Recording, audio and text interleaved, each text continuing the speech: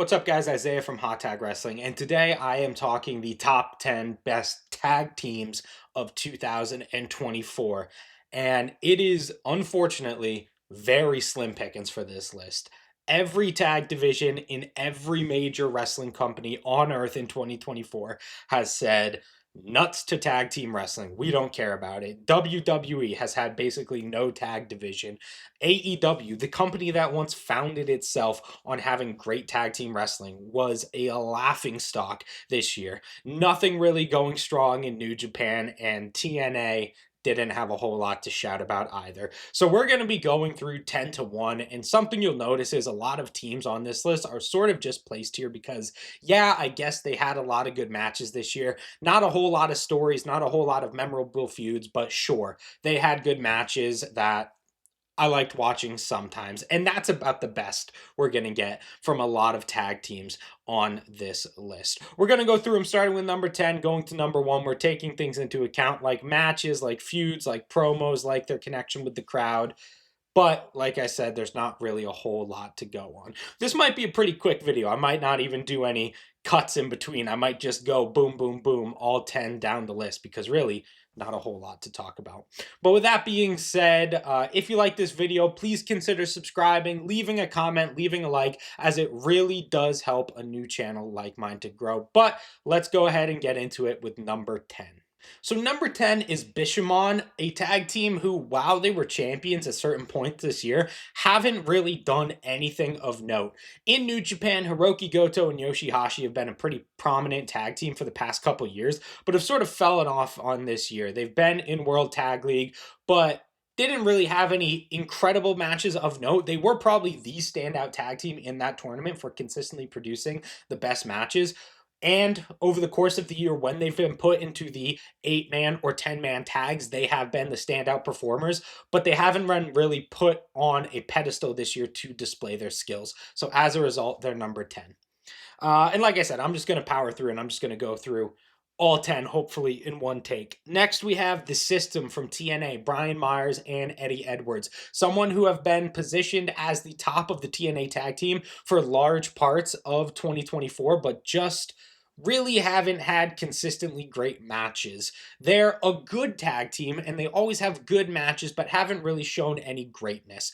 What I will say is, though, they've really nailed their characters down and have become sort of the top heel faction in TNA in 2024. So kudos to them for that. Number 8, the Grizzled Young Veterans, someone who should be way higher on this list because you have two absolutely phenomenal wrestlers in Gibson and Drake, and they've done a lot of good work this year in TNA and in New Japan, but they haven't really had a high-profile company to tell a really good story in, which is what these guys succeed best at. They were supposed to have a feud with the Young Bucks this year, but that sort of just fizzled out. So if they go back to WWE, if they go back to AEW, these are two guys who you could definitely center a tag division around if you chose to. It just looks like they don't really care about tag in either of those companies. Next up, we have Bianca Belair and Jade Cargill, and this is our only women's tag team on this list. Really, the only women's tag team of importance in WWE. Even though the Unholy Union held tag titles at points in this year, really it was Jade and Bianca as the focal point. And they've never had a unique storyline other than the when will they fall apart within their own tag team. And that has been interesting, and they are two of the biggest stars in WWE, so they find a spot on this list as a result. Now we are on to, looks like number 1, 2, 3, 4, 6 with the New Day. New Day is on this list entirely because of the work they've been doing in the latter half of this year. Their breakup angle with Big E, they're turning heels, then becoming the biggest heels in the company. New Day are really the tag team that it looks like they can turn around the fortunes for the WWE tag division in 2025. If I have confidence in anyone, seeing Xavier Woods and Kofi Kingston at the top of the heel pyramid in WWE, especially on Raw, I think they can really make something happening. I have confidence they will be higher on the list next year. And not just that, they will sort of bring tag team wrestling in WWE to a spot of higher importance than it has been all of this year.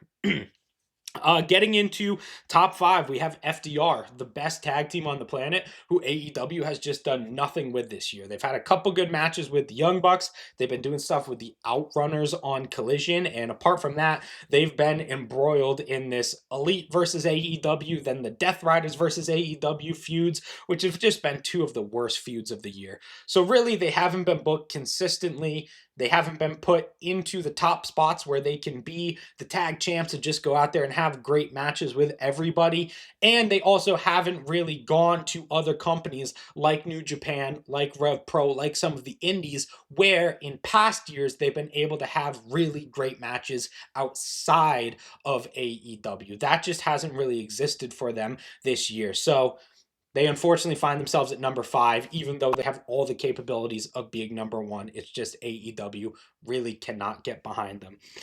Number four, we have TMDK, Mikey Nichols and Shane Haste over in New Japan, representing the TMDK faction led by Zack Sabre Jr. The reason they're so high is because while they did have a good run this year, both being IWGP tag champions as well as the strong tag champions at the same time, the main reason they're on here is because every time they are in the ring, they just show that they are so far above everyone else in the New Japan tag division, probably with the exception of Bishamon. And you especially saw that in World Tag League this year, where they were just the standout stars. They were having great matches every night. And even looking throughout the year, they were always having great matches with El Phantasmo and Hikuleo, with Bishamon, with the West Coast Wrecking Crew. Whoever you put them against, they always knocked it out of the park. So if these guys were put in the center of a tag division and saying they're going to go on the run of a lifetime, they're going to hold the tag titles all year, they're going to be able to beat everyone, they're just going to have great matches all the time, they could really find themselves doing something great. But their positions on the New Japan cards have just been sort of middling this year. So even though they're great, they can't rise above that. Number three is the Young Bucks, even though they were part of what I think is the worst AEW storyline of the year, the Elite versus AEW for the heart and soul of AEW. They're still one of the best tag teams on the planet. And whenever they get in there against FTR or against Private Party or against, even if they just have a random match on Dynamite against Top Flight, they show how great they are. So even being in one of the worst storylines of the year, they were still at a place of prominence on the card where they got to display how great they were in the ring. And oftentimes you would forget about how bad the storylines are when they're just having a blowaway awesome match with the Acclaimed on Dynamite. For our top two entries, these are the only two tag teams in the world right now who I would legitimately consider. These are great teams who are putting out great work. They have great storylines, interesting characters, and I am invested in these teams. All the other teams are like, yes, they have potential to be great, but for whatever reason, the companies they are working for just don't book them properly and push them to be great. These are the only two tag teams that I really feel have been truly, truly great in 2024. For the first one, we're looking at TNA with ABC, the Ace and Bay connection, Ace Austin and Chris Bay. And really, they haven't been a tag team for half the year because Chris Bay's been injured. Ace Austin has been doing his own stuff in the X division. But when they were a tag team at the beginning of the year, they were easily the best thing in TNA. Endlessly entertaining. They're able to pump out great matches with everyone, with the Hardy Boys, with the System, with sort of some just thrown together tag teams with like Jake something of all people, just anyone who they could throw together. Mike Bailey and Laredo Kid or Mike Bailey and Trent Seven. They always had blow away great matches and they were able to sort of present themselves as the stars of the TNA tag team division. The people who stood out from everyone else saying, we are a legitimate tag team, we prioritize tag team wrestling, and we are the best at it. They're probably my favorite tag team of the year, being honest, because I love Ace Austin so much. Chris Bay, very talented, very phenomenal athlete, and they just come together so well to really put on some great matches. If TNA was a little bit hotter this year, they might be number one. But for number one, no real competition, no real surprise here. The current NXT Tag Team Champions, Fraxium, Nathan Frazier, and Axiom. They have been on a phenomenal run this year. This is really the tag team who I'm saying tag team has not been of importance in any company this year except for Fraxium. Their story has sort of been put front and center in NXT. The will they break up? Is Axiom jealous of Nathan Frazier? Will Nathan turn on Axiom? This sort of tension that exists between them, but also them going out there and having the best match on every single card. If they're facing Chase U, if they're facing the what is it called, the no quarter catch crew, literally whoever they're facing, Cedric Alexander and Javon Evans, just a random thrown together tag team. They go out and have a 4.5 star match together because Fraxium is so good, and they have a way of just coming together and having this perfect chemistry as a tag team when really they are just two single stars thrown together. They haven't been working together that long, but what they've been able to do, the stories they've been able to create, the incredible matches they've been able to have this year have just been phenomenal. So there is absolutely no competition for Fraxium being considered the best tag team of 2024. And that's the list. Sorry if it was a little scattershot and sporadic, but there wasn't really a whole lot of great feuds or great matches in the tag division this year to really celebrate or enjoy. When I'm doing my top 10 WWE, AEW, top 10 women's wrestlers of 2024, I can take a solid half hour, break down each individual entry, and talk about why they're great and go over some of their highlights. But with a lot of the tags, that just doesn't exist. The commentary for almost every single one outside of Fraxium and ABC are just, they had a lot of good matches this year.